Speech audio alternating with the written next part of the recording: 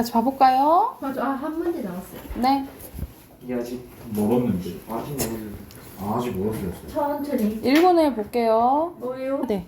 왜요? 아, 진도 지금 진도 나갈 거 너무 많아. 빨리. 너네 늦었어. 맨날 공부 안 한다고 맨날 해가지고 진도 좀 느려 죽겠어. 빨리. 84쪽. 선생님 과학 일요일마다 이제 3시간. 자, 여기서는 거래 비용 이론에 대해서 나오죠. 자, 이 문단부터 바로 봐볼게. 자, 거래 비용 이론에서 말하는 거래 비용이란 재화를 생산하는데 드는 비용을 제외한 경제 주체들이 재화를 거래하는 과정에서 발생하는 모든 비용을 뭐라 한다는 거야? 거래 비용이라고 하고, 즉 경제 주체가 거래 의사와 능력을 가진 상대방을 탐색하는 과정, 가격이나 교환 조건을 상대방과 협상하여 계약을 하는 과정, 또 계약 후 계약 이행 여부를 확인하고 강제하는 과정 등에 발생하는 모든 비용을 거래 비용을 한다는 거예요. 자, 거래 비용 이론에서 기업은 시장에서 재화를 거래할 때 발생하는 거래 비용이 뭐? 시장 거래 비용을 줄이기 위해서 재화를 자체적으로 생산하는 걸 이제 고려하는데, 이런 상황에서 기업이 새로운 내부 조직을 만들거나 다른 기업을 합병하여 내부 조직을 흡수하는 등의 방법을 통해 거래를 내부화하면 기업의 조직 내에서도 거래가 일어나게 되는데, 그 결과 거래 비용이 발생하게 되고 이를 조직 내 거래 비용이라 한다라는 거지. 그래서 이 앞에서 나온 시장 거래 비용이랑 조직 내 거래 비용을 합쳐서 뭐라 한다는 거야? 총 거래 비용이라 한다는 거예요. 예를 들어 어떤 제품을 생산하는 기업을 가정해 보자. 이 기업에서는 시장 거래를 통해 다른 기업으로부터 모든 부품을 조달해서 제품을 생산할 수도 있고, 반대로 기업 내부에서 모든 부품을 제조해서 상품을 생산할 수도 있다 이 말이야. 만약 이 기업이 다른 기업과의 시장 거래를 통해서 모든 부품을 조달한다면 조직 내 거래 비용은 발생하지 않고 시장 거래 비용만 있겠죠, 그죠? 이런 상황에서 기업은 시장 거래 비용을 줄이기 위해서 뭐를 이제 자체 내서 만들어서, 그러면 조직 내 거래 비용이 증가하게 되겠지, 그치? 그래서 이때 기업이 총 거래 비용이 최소가 되는 지점까지 내부 조직의 규모를 확대하여 부품을 자체 생산할 수 있고, 이 지점을 뭐라 본다는 거예요? 기업의 최적 규모라고 본다라는 거죠.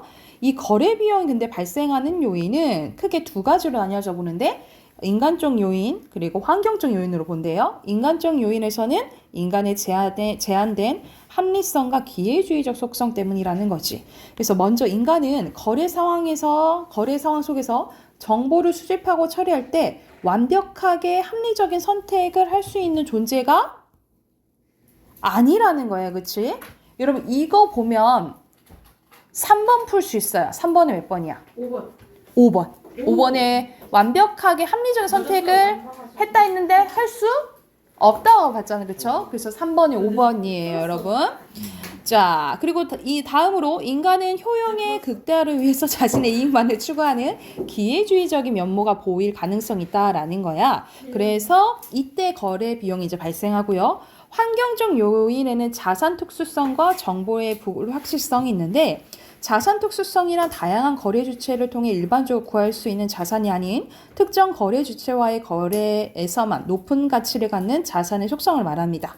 따라서 특정 주체와의 거래에서는 높은 가치를 갖던 것이 다른 주체와의 거래에서는 가치가 하락하는 경우에 자산 특수성이 높다 할 수 있다는 거죠.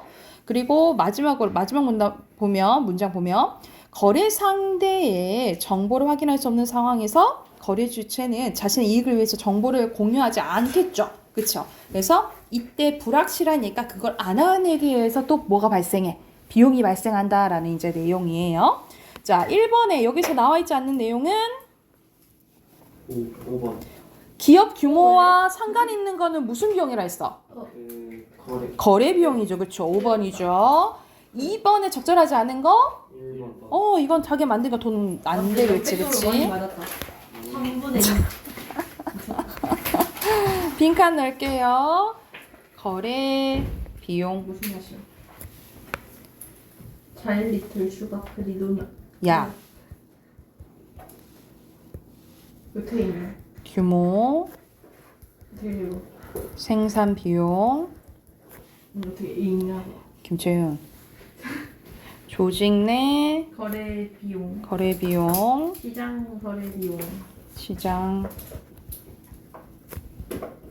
최고. 거래 비용, 최소, 합리성. 합리성, 일반적. 기회주의죠. 너도 아니 틀린 게 그렇게 기뻐할 일이야? 8번에 불확실한. 불확실. 여기서는 여러분 주된 내용이 이거에 대해 더 자세히 표현하는 거거든요. 그래서 우리 부연 설명 하나 들어봤지? 그때의 부연 써놓으시면 돼요. 설명 써도 돼요? 아니 부연으로 쓰세요. 자 1번에 OX 여기 5라고? 아닌가? 모르겠어요. 오 아니에요? 거래 비용을 통해 기업 규모 변화 얘기하는 거죠. X예요. 2번에 이렇게 해서. 조직 내 거래 비용이 생기겠죠. 그쵸? X. 그 증가 감소. OX 오. 5입니다. 매트릭스 한 5배. 얼른 꼼짝 꺼내보세요. 98쪽입니다. 정성창 가득. 98쪽. 기회주의자 있어. 그냥 두 번씩 부리는데. 얘도 시끄러워요. 자, 여기서 98쪽 폈죠? 여기서는 유충열전인데 유충열전은 대표적인 영웅소설이라고 보시면 돼요. 여러분 영웅소설이 되기 위해서는 일대기적 고소. 영웅 일대기적 구조가 나오는 거 맞고 영웅소설이면 뭐일 수밖에 없어. 보통 영웅이면 어떤 것에 대해서 큰 성과를 이뤄야 되겠죠. 그쵸? 그러면 보통 옛날에는 전쟁에서 이기는 수밖에 없겠지. 그치? 그래서 오른쪽에 정리된 거 봐보자. 여기서는 이거는 국문, 한글 소설이면서요. 영웅 소설이면서 전쟁 나오면 무슨 소설? 군담 소설이에요. 군담 소설이고 당연히 시점은 전제 작가 시점. 유충열의 고난과 영웅적인 행적에 대해서 보여주고요. 영웅 소설의 전형적인 요소들 다 갖춰져 있고 병자호란 후에 청나라에 대한 적개심이 반영돼 있고요. 여기서는 천상계와 지상계 이원론적 공간이 나타납니다. 뭐예요? 이원론적이라는 거는 우리가 지금 살고 있는 이 세계 말고 다른 세계도 있다는 거야. 그러니까 우리가 살고 있는 게 여기가 지상계, 천상계가 있다는 거죠. 그래서 이원론적인 없을 수도 있잖아요. 여기서 나타나죠. 여기서 이바티 여기서는 여기서는 있다고요. 여기서 있다고요. 아니 저희 바뀌었어 다시. 자, 그래서 여기서는 하늘나라 원래 이 유충열이가 천상계인 신선이 원래 자미성이었는데 인간 세상으로 내려왔다라고 보는 거예요. 우리가 원래 천상계 사람이었는데 밑으로 내려오는 것은 무슨 구조가 반영되어 있는 거라 했죠? 반영 아니 반영론적 관점이야. 원래 천상계 사람인데 잘못을 저질러서 기질 못 밑으로 기어온 거예요. 약간 업보적 구성. 아니 그 역수련적 구성.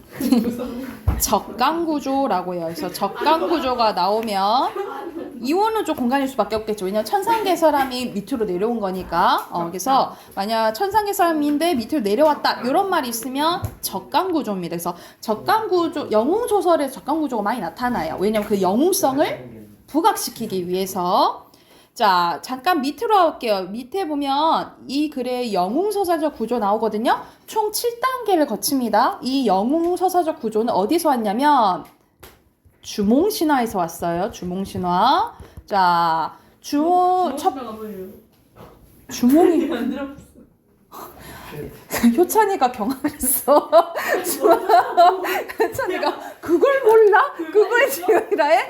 그거 경악을 했어 지금. 주몽을 모른다. 주몽 이름부터. 주몽이 뭔데? 주몽. 뭐 원숭이 먹은 거야? 네, 기가 막힌다. 원숭이요? 아니 그몸 하니까. 오늘 많이 신났네. 아니 뭐예요? 주몽 씨.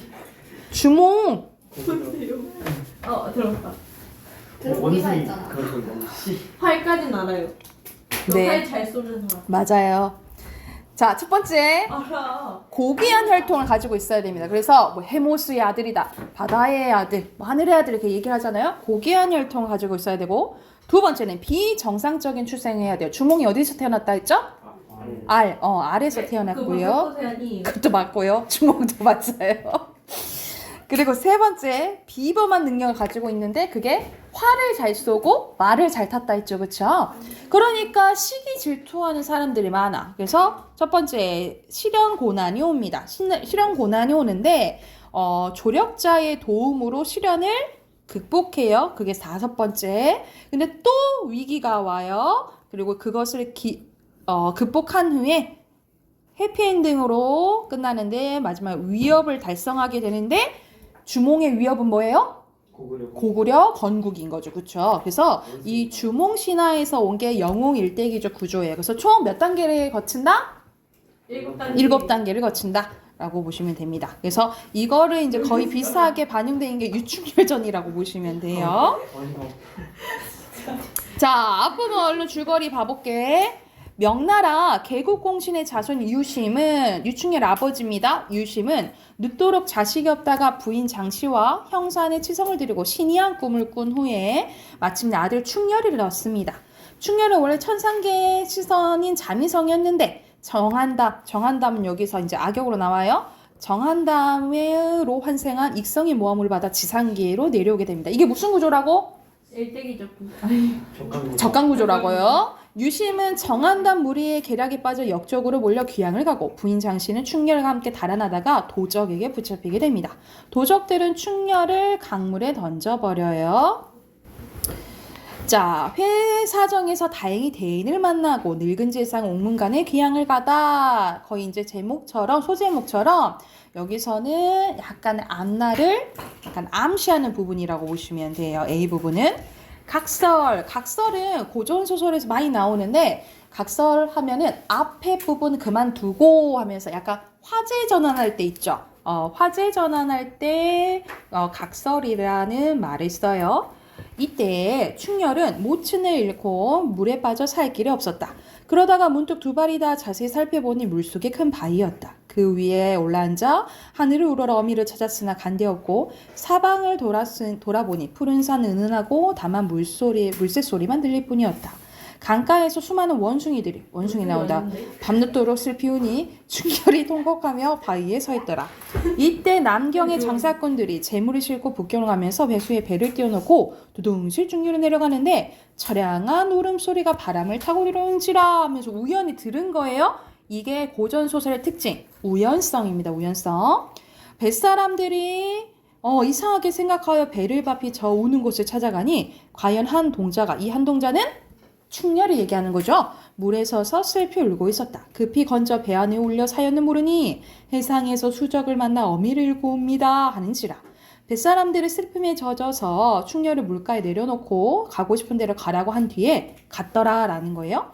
충렬은 뱃사람들과 이별해야 하고 정처 없이 다녔는데 이 마을 저 마을 돌아다니면서 구걸하여 먹고 아무 데서나 빌어서 잠을 자곤 했다.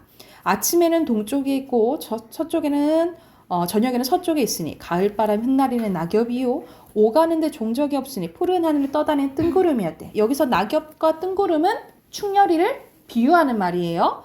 얼굴이 비쩍 말라 죽은 사람 같고 차림새가 말이 아니었다. 가슴 속에는 대장성의 때 속에 묻혀있고 등에는 삼태성은 헌옷 속에 묻혀있으니 활달한 기남자가 오히려 뭐가 됐구나, 거지가 되었구나 이런 식으로 이 안에 큰 뜻을 이제 품고 있는 장부가 거지가 되었다라고 얘기를 한 거야. 이거는 약간 서술자가 개입한 부분 같죠, 그쵸? 그러면 뭐예요? 작가 시점. 그래, 전체 작가 시점이에요. 아니. 편집자적 논평. 네, 맞아요. 자, 동쪽 벽 위에 새로운 글 두 줄이 쓰여 있거든. 그 글을 보니까 모년 모월 모일에 남경 유주부는 간신에게 패하여 영경으로 기양가다 명나수에 빠져 죽노라. 이때는 유심이를 얘기하는 유심이 이런 글을 적고 이제 빠져 죽은 거예요, 물에. 충렬은 그 글을 읽고 정자에서 거꾸로 저 방성통곡을 말하며 우리 부친은 영경으로 간 줄 알았더니 이불에 빠져셨구나. 나 혼자 살아서 세상에 무엇을 하겠는가. 회수의 모친을 잃고 명나수에서 부친을 잃었으니 무슨 면목으로 세상에 살아남을 것인가. 나도 함께 빠지리라 하면서 부모님 다 돌아가셨는데 내가 살아서 뭐해? 라고 이제 물가에 내려가니 충렬의 울음소리가 용궁에까지 삼천리라. 천신이 무심할 것인가? 하늘 신이 무심하게 얘를 내버려 둘 건가? 라고 얘기를 하는 거야. 이것도 뭐예요? 네? 편집자는 편집자적 논평이에요. 여기서도 편집자적 논평. 이때 영릉 땅에 강희주라는 재상이 살고 있었습니다. 여기서도 우연성이 나오는데 이 강희주가 충렬의 조력자 역할을 해요. 소년 시절에 과거를 합격하여 승상벼슬을 하다가 간신의 참소를 만나 벼슬을 그만두고 고향으로 돌아 있었다. 그러나 충신이 오로지 국가를 잊지 못하여 항상 천자가 잘못 결정한 일이 있으면 상소를 하여 구원하니 조정의 신하들이 그의 직간에 꺼렸대. 당연히 옳은 말 하는 충신은 좋긴 하지만 주위 사람들이 쟤막 뭐 자꾸 옳은 말만 하고 뭐라 해. 그러면 주변 사람들이 약간 눈에 가실 수도 있겠잖아요. 그렇죠? 그 중에서도 정한담이랑 최일기가 얘네들은 간신의 대표적인 간신이에요. 강승상을 가장 간신이 미워했대. 말 그대로 충신의 반대라고 생각하시면 돼요. 그래서 이 교묘한 말로 왕을 쥐락펴락 하려고 하는 그런 신하들 얘기예요. 자, 강승상이 마침 본부에 갔다가 돌아온 길에 우편 주점에 자다가 오색 구름이 명랑수에 어리었는데 청룡이 물에 빠지려 하면서 하늘 향하여 무수히 통곡하며 백사장을 배하는 꿈을 꾼 거예요. 마음속으로 이상해서 날이 밝자 명랑수로 갔더니 어떤 동자가 물가에 앉아서 울고 있었다라는 거예요. 그 동자가 누구야? 충렬이었다라는 거죠. 그래서 강희주로 인해서 이 충렬이 이제 도움을 받아요. 쌤, 네. 이거 전지적 작가 시점 객관적이 주관적인가요? 당연히 주관적이죠. 자, 충렬은 각주와 창검을 갖추고 노승의 도움으로 속림사를 찾아가 천사마를 얻어 전장으로 향하게 됩니다. 천자는 정한담에게 여러 번 패하고 항복을 결심하게 됩니다. 이 간신놈이 역모를 이제 한 거예요. 그래서 이제 도와주러 이제 가는 상황입니다. 또 각설 나오죠. 각설.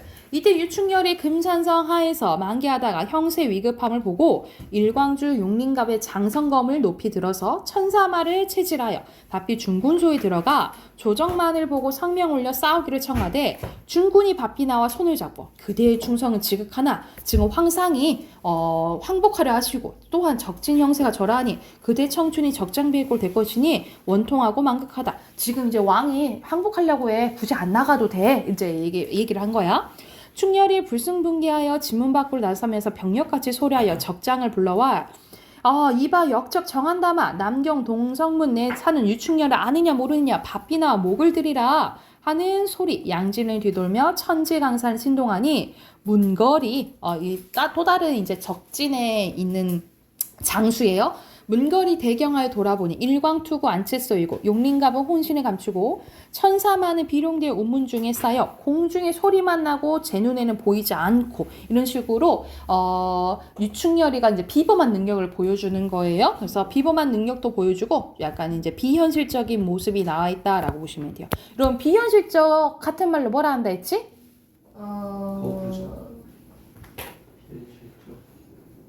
비현실적 같은 말로 어떤 요소라 했죠? 무슨적 요소? 전기적. 같은 말 전기적이에요. 맨날 기억 안 나면 처음 들어봤대. 2번. 자, 창검만 높이 들어 주저하던 차에 병력 같은 소리 끝에 장성검이 번듯하며 정문걸의 머리를 한 번에 베어낸 거예요.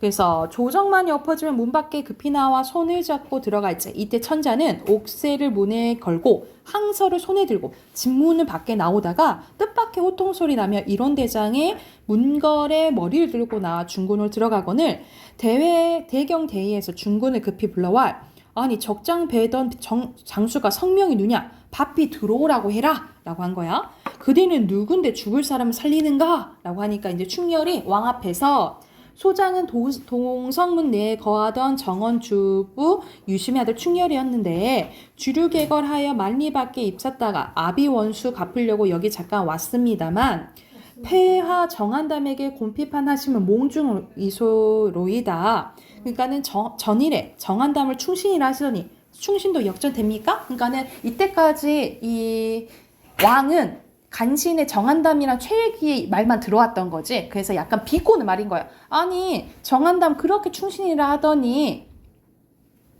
충신도 역적됩니까? 하면서 지금 그래서 당했냐? 약간 아닌데. 비꼬는 말인 거죠. 그놈의 말을 듣고 충신을 원찬하여 다 죽이고 이런 환을 만나시니 천재 아득하고 일월이 무강하옵니다 하며 슬피 통곡하며 머리를 땅에 두드리니 산천초목이 슬퍼하며 만진 중에 낙노할 리가 없더라. 여기서도 편집자 중 논평이에요.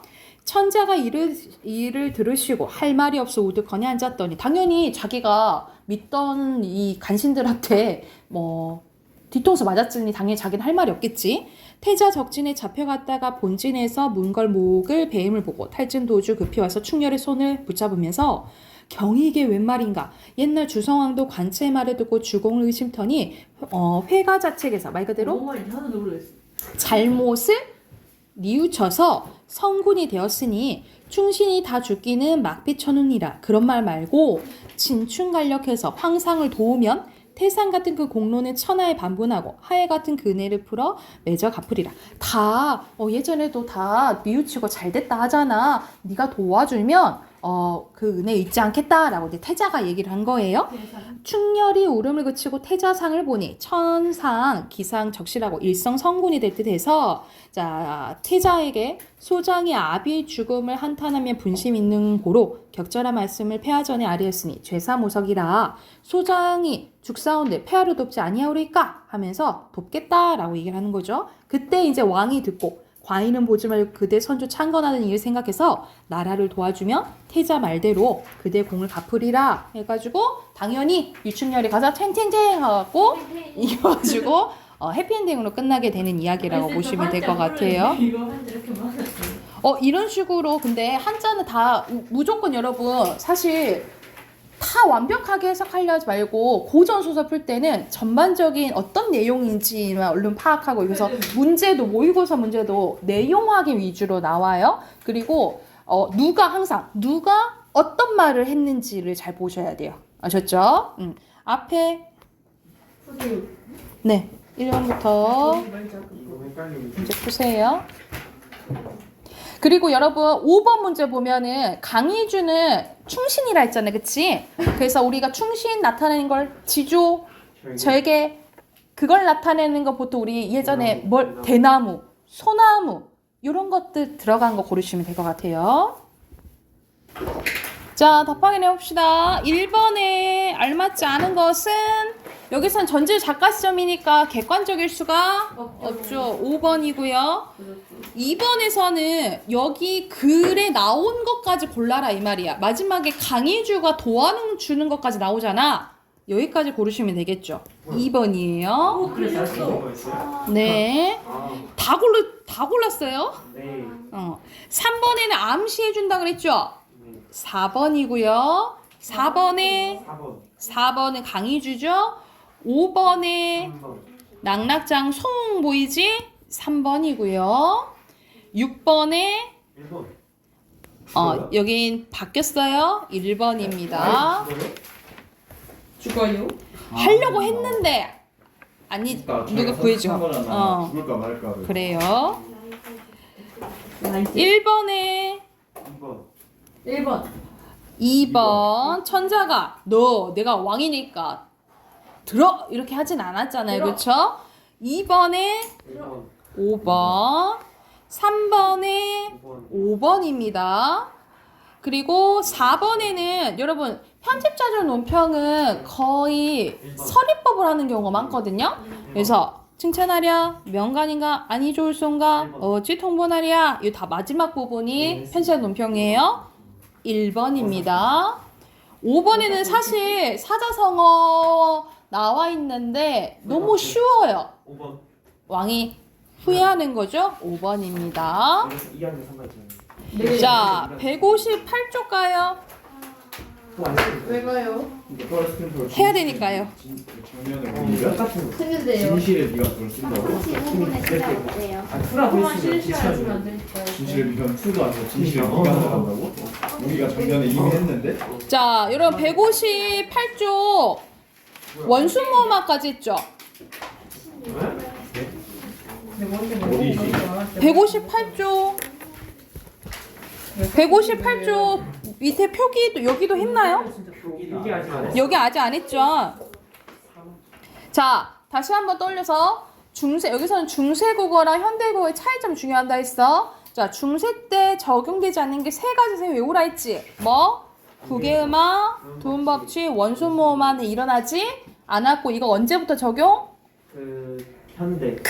근대 때부터 적용된다고. 근대 국어 때 적용이 된다고요. 자, 표기입니다. 예전에는 세로 쓰기를 했어요. 우린 지금 가로 쓰기 하지만 이렇게 세로 쓰기를 했다 이 말이야. 세로 쓰기 했고요. 띄어 쓰기를 하지 않았어요. 그리고 왼쪽에 점을 찍는데 자, 성조를 표시하는 방점이 있습니다. 여러분 성조는 뭐야? 소리의 세기.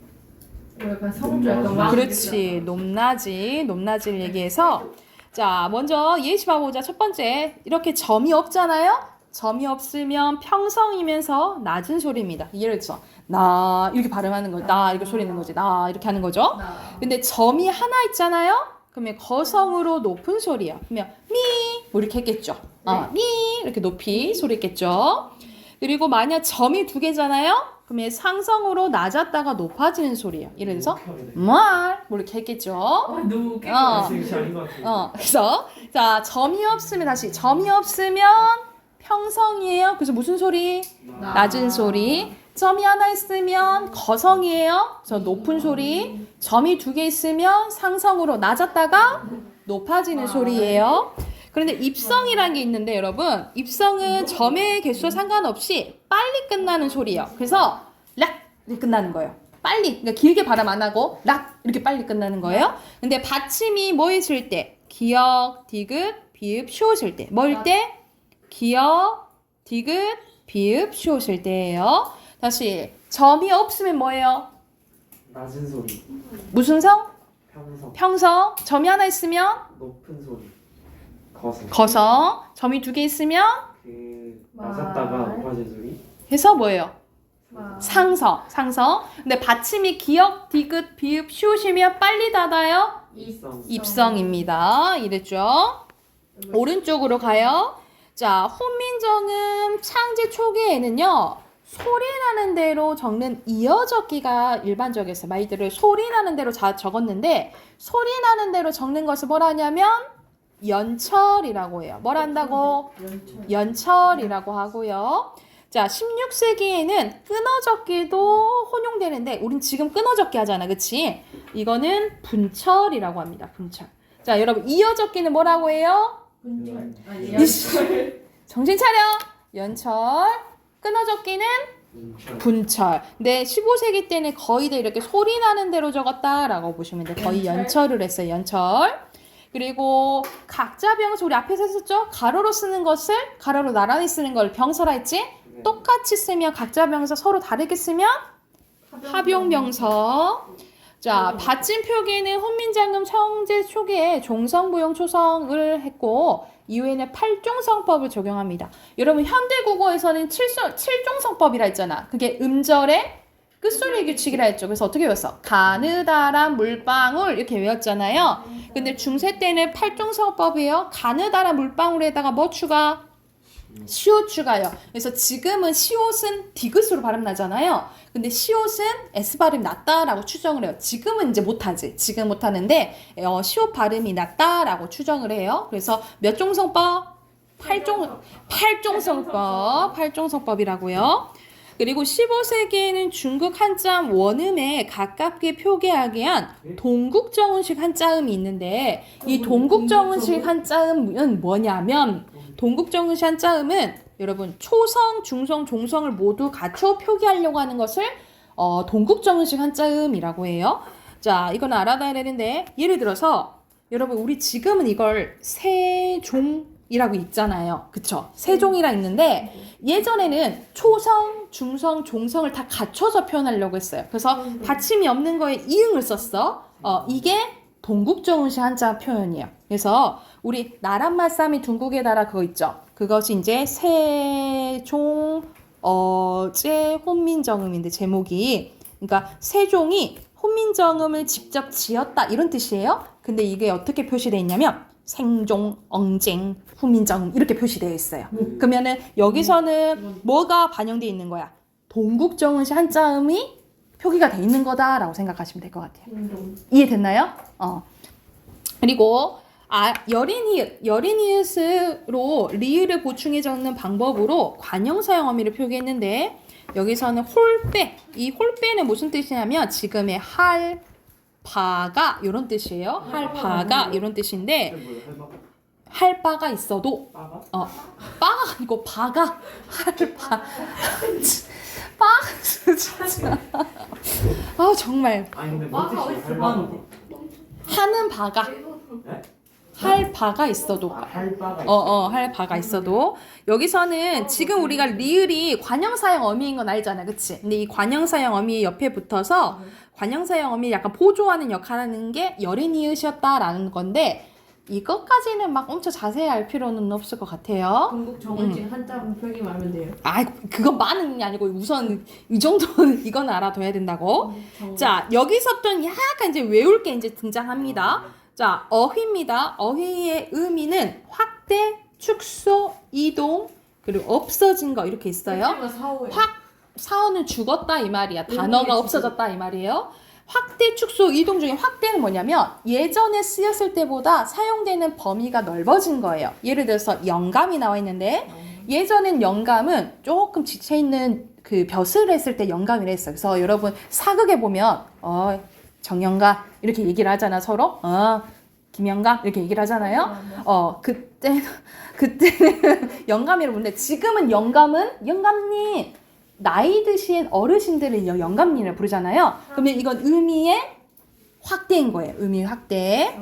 그리고 의미의 축소는 줄어든 거겠죠. 예를 들어서 놈은 여러분 놈자자 이때 놈자는 사람을 얘기해요. 놈은 사람을 의미했어. 근데 지금은 나쁜 놈 하면서 약간 남자를 낮잡아 부를 때 얘기하잖아. 그래서 의미가 축소된 거예요. 의미가 축소. 자, 의미 이동은 아예 변한 거예요. 대표적으로 어린은 지금은 영하다지만 예전에는 어리석다 이런 뜻이었고 어여삐는 지금은 예쁘다 라는 뜻이지만 예전에는 가엾다, 불쌍하다 이런 뜻이었어요. 이거는 완전히 바뀐 거라고 보시면 되고요. 자, 완전히 없어진 거는 사마띠, 통하다 이런 뜻이고 전차, 이유, 싫어, 능히, 하니라, 많다. 여러분 지금의 하다 있죠? 지금의 하다는 예전에 어떻게 썼냐면 아리아 하다로 썼어요. 여기 구별하셔야 돼요. 지금의 하다는 아레아 하다. 이 점을 아레아라고 부르잖아. 아레아 하다라고 불렀고 지금의 하다라고 쓰면 지금은 많다 이런 뜻이었어요. 구별해야 돼. 이게 중세, 이게 현대 써놓으세요.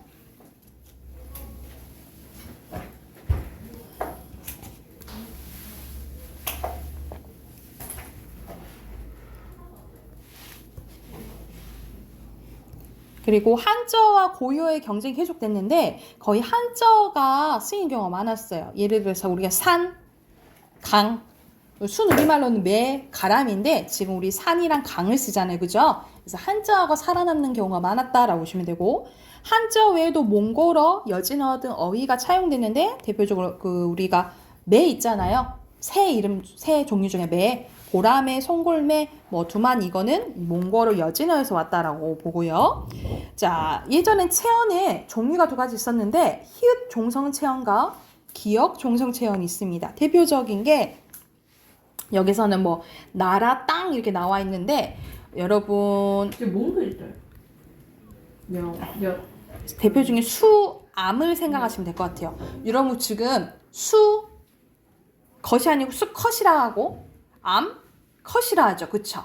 그리고 우리가 암, 닭이라 하지 않고 뭐라고 해? 암, 탁이라 하잖아. 그치? 이것은 히읗 때문에 그래요. 히읗이 합쳐진 거예요. 히읗 종성체언인 거예요. 그래서 히읗으로 끝나는 단어들이 있었다라고 보시면 되고 말 그대로 기역으로 끝나는 단어가 있었는데 대표 중에 남이에요. 이 나무는 이거 남은 지금의 나무라고 보시면 됩니다.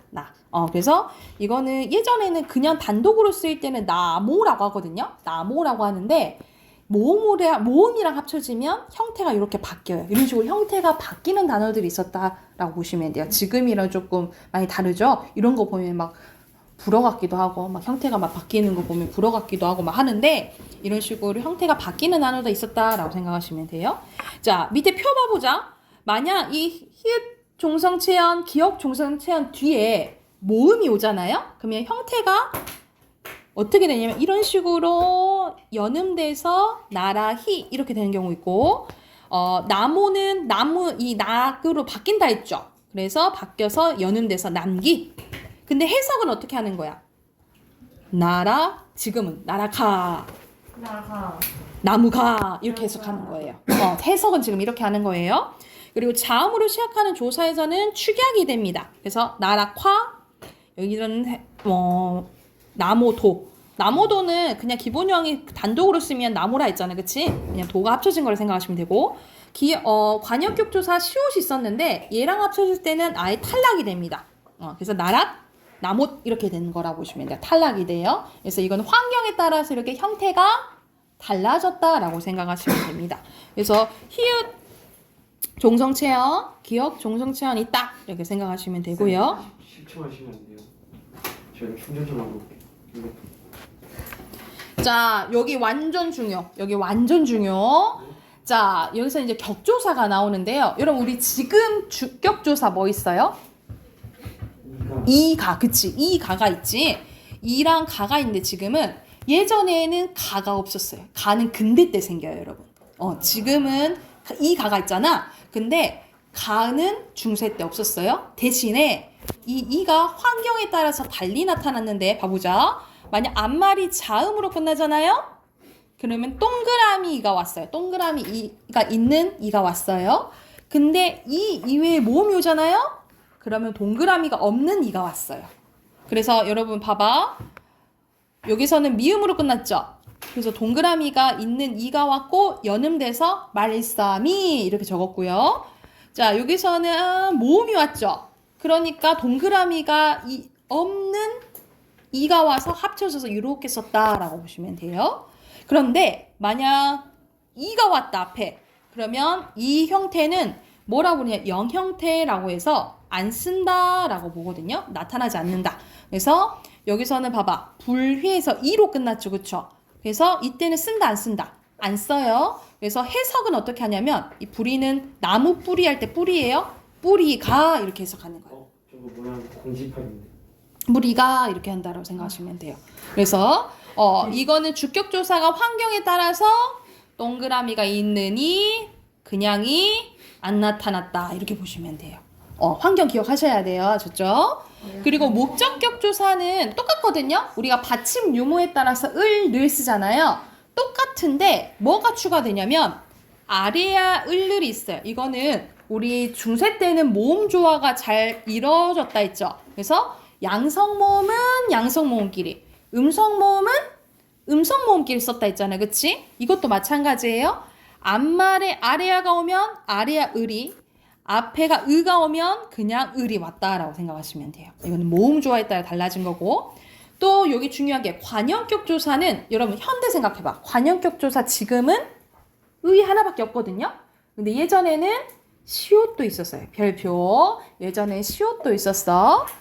자, 이거는 환경에 따라서 유정명사 뒤에는 아래아를 썼어요. 아래아랑 그냥 유정명사는 뭐야? 감정을 갖고 있는 생명체 얘기하는 거야. 그런데 무정명사 뒤나 높임의 대상일 때는 뭘 썼다? 시옷을 썼다라고 보시면 돼요. 예시 봐볼까요? 대왕 높여야겠지, 그치? 그래서 시옷 쓰는 거야. 근데 해석은 어떻게 하는 거야? 대왕의 말씀 이렇게 해석하는 거고, 자, 나라는 무정명사잖아요, 그쵸? 그러니까는 시옷을 써요. 나라의 말씀, 지금은 나라의 말 이렇게 해석하시면 돼요. 나라의 말. 이랬나요? 이런 식으로, 자, 이것도 의도 모음 조화 지켜졌고요. 다시 유정명사 뒤에는 의가 썼고, 무정명사나 높임의 대상은 뭐가 썼다? 쉬웠었다라고 생각하시면 됩니다. 그리고 부사격 조사 애가 있었는데 이때는 비교 부사격 조사예요. 그래서 중국에 달라 이건 어떻게 해석하는 거야? 중국과 달라 이렇게 해석을 해야 돼요. 이건 비교 부사격 조사라고 생각하시면 됩니다. 자, 그리고 여기서 중요한 게 여러분 명사형어미 밑줄 그어놓자. 명사형어미 음이 있는데 여러분 현대에서 지금 명사형 전성어미에는 뭐가 있어요? 그렇지, 기. 그렇지, 음이랑 기가 있어요. 근데 예전에는 중세 때는 뭐가 있었다? 옴이랑 음이 있었어. 근데 이거는 뭐에 따라서? 모음조화에 따라서 또 달리 실현이 돼요. 기는 여러분 이것도 근대 때 나타나요. 거의 근대 때는 새롭게 나타난다고 생각하시면 되고, 자, 음의 대표적인 거 여러분 수매 봐볼게. 자, 수매는 뭐냐면 기본형이 쓰다예요. 여러분 사용하다 할 때 쓰다 있잖아. 쓰다에다가 플러스 여러분 의가 왔지. 의는 음성모음, 양성모음. 음성모음. 그러니까 뭐가 온 거예요? 음이 온 거예요. 그리고 에. 그래서 이어졌게 해서 수매 이렇게 된 거야. 이해됐어요? 그래서 명사형 전석 이거는 해석은 어떻게 하냐면 지금의 쓰매 이렇게 해석을 하면 돼요. 쓰매 이렇게 해석을 하면 되고, 그래서 이때는 모음 조화가 이렇게 잘 지켜졌다라고 보시면 돼요. 명사형 전성어미는 뭐가 있었다고? 옴과 음이 있었다고요. 자, 여러분 이거 하면은 끝나. 자, 여기 중세 때도 높임 표현이 있었어요. 똑같이 주체, 객체, 상대 높임이 있는데요. 여러분 우리 지금 현대를 떠올려봐. 주체 높임 선어말어미에는 시가 있잖아, 그치? 중세 때도 마찬가지예요. 시가 있었는데 자음 앞에서는 시, 모음 앞에서는 샤예요. 다시 자음 앞에서는 뭐? 시, 모음 앞에서는 샤고요. 자, 여기 별표.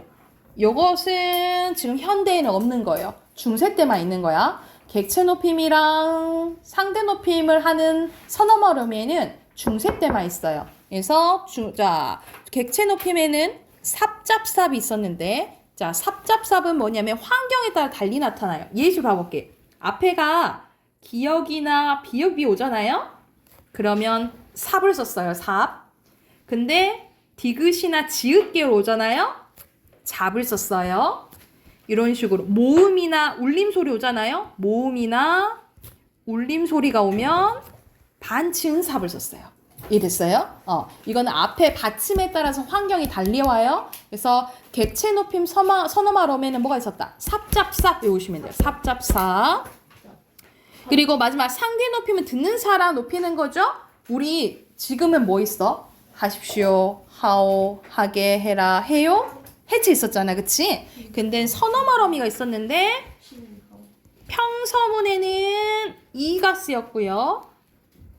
의문문에는 이시 쓰였어요. 그래서 하셨습니다. 지금 뭐 하셨습니다. 하십니다. 이렇게 해석하는 거죠. 하십니까? 이렇게 해석하는 거죠. 그래서 지금에 없는 거는 뭐 있다? 객체랑 상대에 있었다라고 생각하시면 돼요. 여러분 사실 선생님이 이거 설명을 했지만 한 번 이렇게 설명을 여러분 듣는다 해서 머리 바로 안 들어와. 그리고 외울 게 되게 많잖아요. 그래서 여러분 계속 집에서 복습하셔야 돼요. 아셨죠? 복습하면서 여러분 158쪽 159쪽 문제 풀어오세요. 문제 풀어서 하고 단어 외우시고